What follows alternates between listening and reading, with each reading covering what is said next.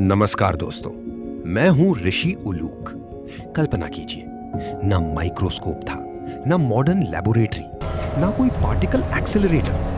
फिर भी भारत का एक ऋषि 2500 साल पहले ये कह रहा था कि इस ब्रह्मांड की हर वस्तु बहुत छोटे छोटे कणों से बनी है, इतने छोटे कि उन्हें आंखों से देखा नहीं जा सकता। आज दुनिया इसे एटॉमिक थ्योरी कहती है, लेकिन क्या भारत में इस विचार की शुरुआत हजारों साल पहले हो चुकी थी? आज कहानी है महर्षि कणाद की, उस ऋषि की जिसने परमाणु के विचार से दुनिया को चौंका दिया। इतिहासकारों के अनुसार महर्षि कणाद लगभग 6ठी से 2री शताब्दी बीसीई के बीच रहे।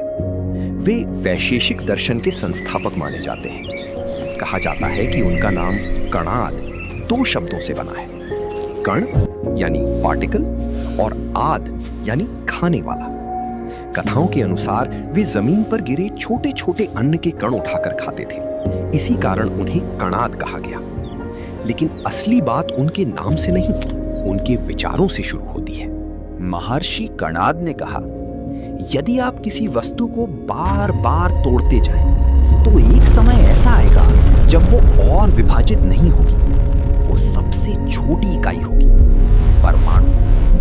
उन्होंने माना कि ये परमाणु शाश्वत है, नष्ट नहीं होते और अलग अलग संयोजन बनाकर नई वस्तुएं बनाते हैं। यानी लकड़ी, पत्थर, पानी, हवा सब सूक्ष्म कणों से बने हैं। कणाद ने सिर्फ परमाणु की बात नहीं की, उन्होंने पदार्थ को समझने के लिए पूरी क्लासिफिकेशन बनाई। उन्होंने कहा कि संसार कई कैटेगरीज से बना है: द्रव्य, गुण, कर्म, सामान्य, विशेष, समवाय।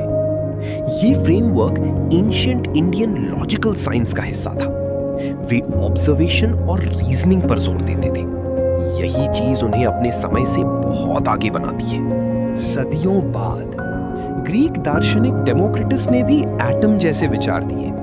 फिर बहुत बाद में जॉन डाल्टन ने मॉडर्न एटॉमिक थ्योरी बनाई और आज क्वांटम फिजिक्स एटम के अंदर की दुनिया समझ रही है। लेकिन इतिहास का ये अध्याय अक्सर भुला दिया जाता है कि भारत में भी मैटर की फंडामेंटल नेचर पर बहुत गहरा चिंतन हुआ था। महर्षि कणाद ने कोई लेबोरेटरी नहीं छोड़ी, लेकिन उन्होंने एक विचार छोड़ा कि सत्य को समझने के लिए जिज्ञासा चाहिए, उपकरण नहीं।